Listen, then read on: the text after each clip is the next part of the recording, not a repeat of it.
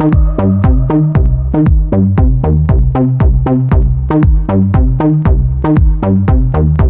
going on, EB? Hey, same old. It's another day for a nice conference like this. I actually flew out from Ohio to Florida, Tampa, just for the B-side. What? Yes.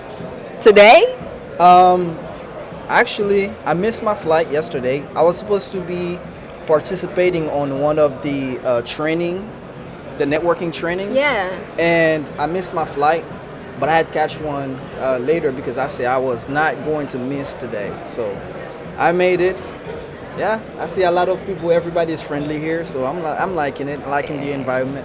Yeah, I'm glad you made it, and I'm glad that you chose to take some time to hang out with us. Stats on Stats podcast. Sure. So great question. Now that you've said you made sure you made it, why? Why did you make sure you made it here to this B-Sides even though you missed your training that you were supposed to be in yesterday? B-side is all about connecting, learning from people who had like experience, like 10, 15 years of experience. So I try to connect with peers like this so I can grow myself, because this industry, you need to constantly learning, and you need a peer, somebody who's gonna hold your hands and tell you, hey, this is the mistake I made throughout my learning process. Try not to make the same mistake as I did, because I am telling people who's coming into cybersecurity, the mistake I made, not to make the same ones. Focus on your certifications, constantly doing try hack me, and have a home lab. I have a home lab at home. I have fun. I have fun with my home lab. I have a networking, and I have one for cybersecurity. So. Simon Sinek, right? You said you started talking about your why. I love that you told us your why. I love that you got into tech as a way to help people that you care about in the Haitian community. Mm-hmm. So could you talk to me about, like, when you look at the future of tech for, that community, what do you hope to see 5 to 10 years from now? From 5 to 10 years from now, you can look it up. China already have kids that are like 6-year-old studying with AI, and the US is implementing the same thing. Yes.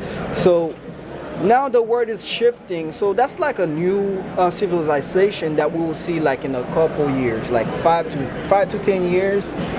Kids will not go to school to learn. It's gonna be AI. I use AI every day to learn. I conversate with AI. So I have my conversation. Hey, this villain is not working. Tell me what I need to do so I can make it better. So I don't need a professor.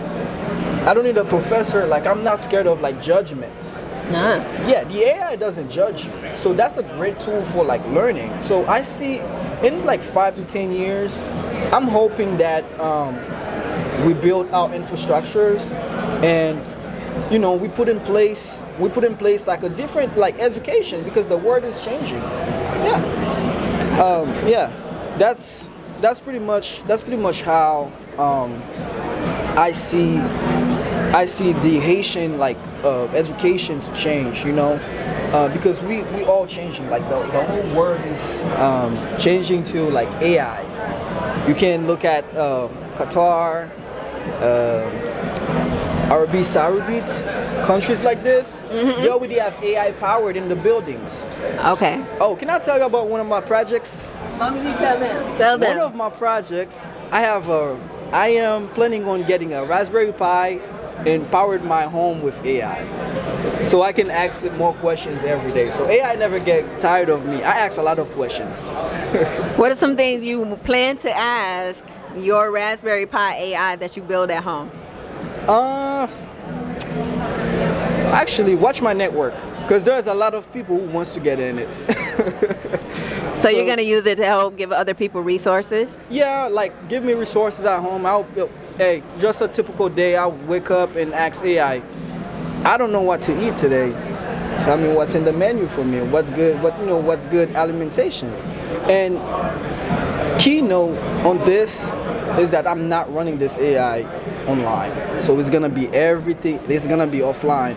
So I have to activate an LLM, and put some logs in there, and give it instructions. And AIs are dumb. What we tell them to do, that's what they do.